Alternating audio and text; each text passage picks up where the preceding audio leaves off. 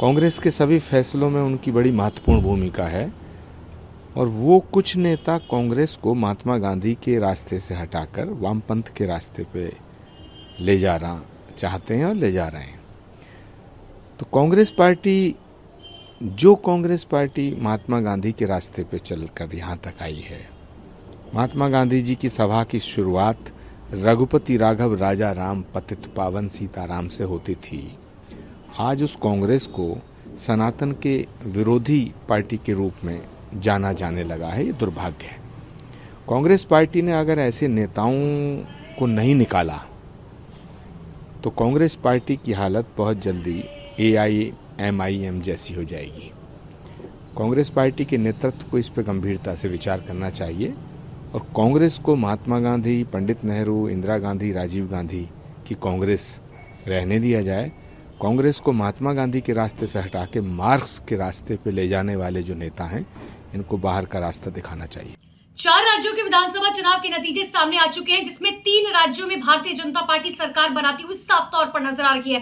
हालांकि एक जगह जहां पर तेलंगाना में बात करें तो वहां पर कांग्रेस को बहुमत मिल चुकी है, लेकिन इन सब के बीच में अब सबसे बड़ा सवाल ये खड़ा हो रहा है कि आखिर पूरी तरीके से अपना जोर लगाने के बाद भी आखिर कांग्रेस जो है वो इतनी बुरी तरीके से क्यों हारी है। तो सबसे बड़े सवाल का सबसे बड़ा जवाब जो है वो कांग्रेस के नेता आचार्य प्रमोद कृष्णन ने खुद ही दे दिया। दरअसल उनकी तरफ से ये बताया गया कि सनातन का जो श्राप है वही कांग्रेस को ले डूबा है, जिसके बाद अब राजनीतिक गलियारों में ये जो बयान दिया गया उसको लेकर सरगर्मियां काफी तेज हो चुकी है। लेकिन आप ये समझिए कि सनातन का विरोध जो है वो लगातार INDIA गठबंधन के जो तमाम नेता हैं वो आज से नहीं, वो बहुत पहले से करते आ रहे हैं। ये पटकथा आज से नहीं लिखी जा रही है, बहुत पहले से लिखी जा चुकी है। वो वक्त याद कीजिए जिस वक्त उदयनिधि स्टालिन की तरफ से जो है बयान दिया गया था। उन्होंने किस तरीके से ये कहा था कि सनातन को जो है पूरी तरीके से समाप्त करना होगा।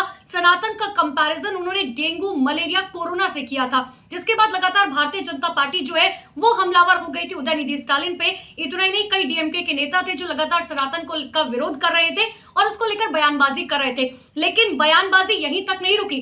तमाम INDIA गठबंधन के नेता जो है वो लगातार इस पूरे बयानबाजी को लेकर उसे आगे बढ़ाते रहे, जिसमें बिहार के शिक्षा मंत्री शामिल है, स्वामी प्रसाद मौर्य शामिल है। यानी कि फेहरिस्त बहुत लंबी है और इसी को लेकर बीजेपी लगातार प्रेस कॉन्फ्रेंस कर जो है सवाल पूछ रही थी कि आखिर कांग्रेस के नेता जो है वो सनातन के मुद्दे पर चुप क्यों हैं। क्यों अगर उनके नेता जो इस तरीके की बयानबाजी देते हैं तो उस पर जो है सवाल नहीं खड़े किए जाते। जिसके बाद अब देखिए उसका असर जो है वो इन चुनावी नतीजों में साफ तौर पर नजर आ रहा है, क्योंकि आपको याद होगा कि चाहे प्रधानमंत्री नरेंद्र मोदी हो, गृह मंत्री अमित शाह हो, राजनाथ सिंह हो, योगी आदित्यनाथ हो, जहां जहां चुनाव प्रचार किया गया वहां वहां कांग्रेस से यह सवाल पूछा गया कि आखिर सनातन के मुद्दे पर कांग्रेस की तरफ से जो है कोई बयान क्यों नहीं दिया जाता है। और अब इसको लेकर जो है आचार्य प्रमोद कृष्ण ने साफ तौर पर कह दिया है कि जो ये हार हुई है कांग्रेस की, इतनी बुरी तरीके से जो हारी है, उसका जवाब सिर्फ यही है कि श्राप लगा है जिस तरीके से सनातन का अपमान किया गया।